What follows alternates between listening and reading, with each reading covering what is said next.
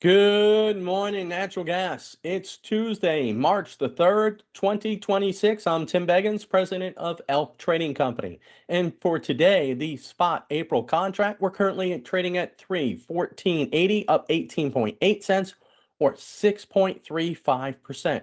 As you can see, we're testing the upper bounds here for that 48 period exponential moving average at 315.80. We have exceeded our previous high, which was at 315 on the 23rd, and the RSI has turned up. If we drop this down to the hourly chart, as you can see, we're still holding that 13 period exponential moving average, although we're giving up some of the gains we've just had in the last hour. So be careful here. The war continues. This is day 4 of the Iranian war. So let's take a look at the most important piece of real estate in the world right now for LNG, and that's Ras Laffan, right up here in the northeast corner of Qatar. This is Iran to the north. This is Das Island, which is the export terminal for the United Arab Emirates. But right here in the northeast corner of Qatar, is the most important piece of real estate for LNG. This is 20% of global supply, comes in this 3.4 to 5.5 mile wide rectangle. And if there's significant damage here, this could take months to repair. So we've got to be very, very careful here that the war does not inflict major damage to this facility. Again, it's right across the waterway from Iran. Let's turn to the hourly chart, and this is with the pivots. And as you can see, the RSI has turned down at the moment. We're currently holding above this first resistance level here, which came in at 306.40, but we're below the second resistance level, which is at 316.90. We'll see if the war continues, whether or not we continue to march higher. And why? Well, here's TTF.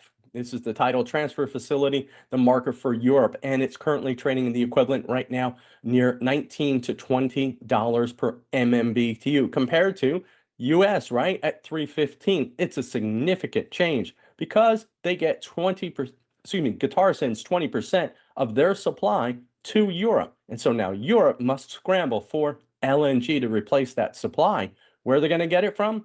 Well, the US and, of course, unfortunately, Russia. Let's take a look at the weather for the U.S.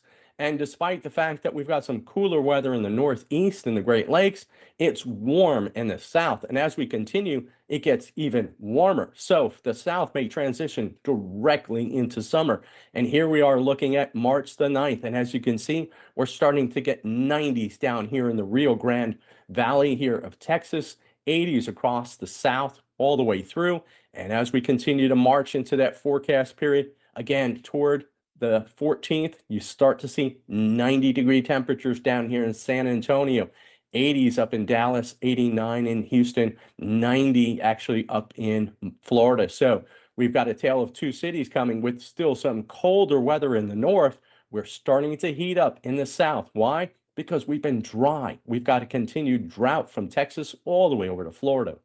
Let's take a look at the April through October, the injection strip, and currently right now we are trading at 346.60, up 17.7 cents or 5.35%. The RSI has turned to the upside. Again, the value here from last year, 360. So this market undervalued, especially with the problems we have with the Iran war.